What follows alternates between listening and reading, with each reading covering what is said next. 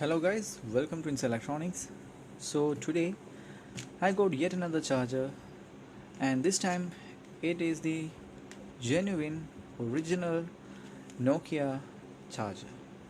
Now this one, as you can see, is a model AC8N. It is rated for 5 volts at 890 milliamps, so roughly 1 amps. And I believe this one I got with my 3120 classic, I believe, Nokia 3120 classic. I don't remember exactly, but this thing is blown. This thing is no longer working, so I somehow managed to get the driving screws out. See, it uses these kind of weird screws, but I use a little bit of force and I use my regular this kind of screwdriver to, not this one, but I think it had and I misplaced it somewhere. I used something like the like a triangle shaped screwdriver bit, and I somehow nudged it like little bit to get this thing out. Now it's completely out. Let's just unscrew it with just using my hand. Let me adjust the export a little bit. Yeah, is that okay? Is that fine? I don't know, you have to decide. Let me just increase it a little bit. Okay, so this particular model, as I shown you, is AC8N. So let's take a look at what's inside an original Nokia charger. So here it comes out. Okay, so it is not soldered. It has this really nice grommet, like strain relief arrangement right there. How is that connected? Is that soldered in? No.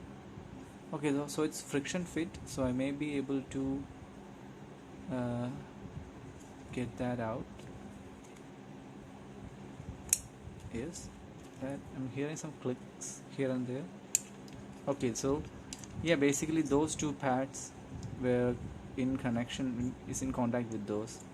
See the quality of Nokia made original chargers. See, they actually bent the metal so that it acts as a spring and it makes proper contact with these pads right here. And when showing the bottom side, you can clearly see what failed, what is the component, what is the reason this thing is not working. You can see a blown component right there. It says 87A, or is it 67A? I believe it's 67A. That has to be a switching IC. So let's take a look at the other side. So clearly you can see the quality of the build. See, this is why it is always recommended to buy quality original chargers. See the quality of this build. There is enough. See that there is like more than a centimeter. Let me take a scale right here. Let me take a scale and let's see. It has like, let's measure from that track to the resistor right here. So it has like a centimeter separation between those 2 points, and let's measure the closest point across it. The closest point between those 2 tracks is around 9 millimeters. You can see that 9 millimeters. So like a centimeter separation with anti-tracking slot. So that is excellent. See, they even took the effort to cut across the optocoupler, and there is another anti-tracking slot that isolates from the primary side and secondary side. And look at another thing, the primary side coils are at that points right there. These are the secondary points. So they are actually decided to put long enough separation between them, and also they took the effort to create a long separation area with anti-tracking slots. So this is why it is always recommended to buy original quality chargers. So this being controlled by this switching chip, it probably only has that single transistor. It looks like the transistor has seen its magic smoke, has released its magic smoke. See, there's some death mark over there. Let's actually try to get the cover of that transistor and see what is the component that they were using. So kind of coming out. Nope, it's soldered in, I think. Yes, it is soldered in. So let me see if I can pull that a little bit to the top. Like, how can I even get that? Since this charger is already completely gone, I have no intention to keep this thing, but I can salvage it for parts. So I want to be somewhat careful with those delicate, even this heatsink that I'm trying to take out, I'm trying to do it delicately because I can use that heatsink for something else. Let's take a look at the transistor they were using. I can see some kind of marking over there. It is, can you see that? It is 13003. So the classic transistor, the classic switching transistor 13003 is the transistor that they were using, and it seems like it has seen the traces of death.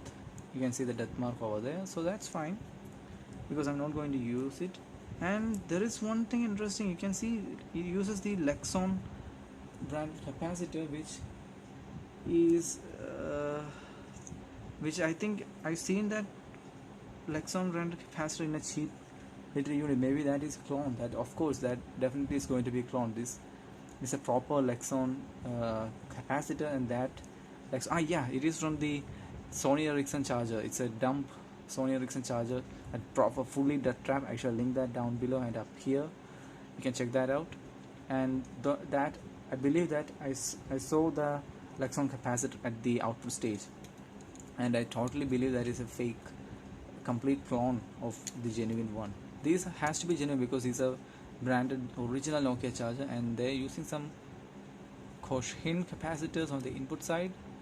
Those were 500 volts, 6.8 microfarad, so enough protection, and they have a series inductor filter going on at the input side, a series input filtering choke.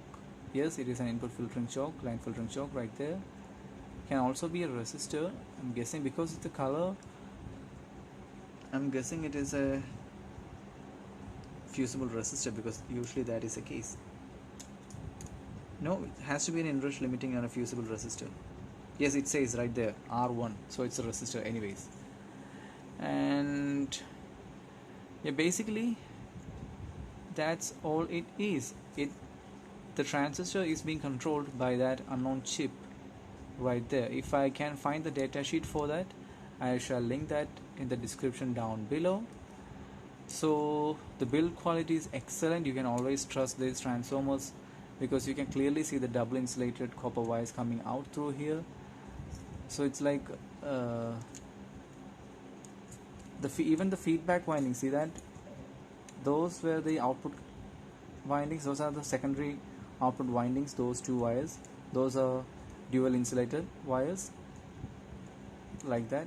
And also on the other side you can see those two wires right there is for the feedback assembly that is connected to the optocoupler through this to that Zener diode over there. So it uses the secondary side detection, secondary side voltage raising detection to trigger the IC in this case to turn off the switching transistor. So you can always trust the transformer in this case. Then that diode has to be a snubber network. Yes, it is connected to this capacitor right there, so it has to be a snubber network for the primary side. So overall, completely, a fully compliant device. You can absolutely trust these things, and this thing, trust me, this thing worked for a long time. I still have that phone, and this charger has just broken down a couple of weeks ago, and I was using this charger till now. I was using this charger. It's been so long. I think I bought that back in 2011, that phone, the 3120. I have that phone lying somewhere here. Let me see if I can show. Yes, here's the phone. Here's the phone I was talking about. See, it's off at the moment. So this charger belonged to this phone. So yeah, We've been taking apart a lot of chargers, like original Samsung chargers, OEM chargers from different manufacturers, cheap little chargers. So yeah, we are getting some ideas about how good different branded chargers really are. So you can expect more of charger videos coming, because as I mentioned, I do have a lot of chargers lying in my attic and everywhere. So thanks for watching. See you in another videos.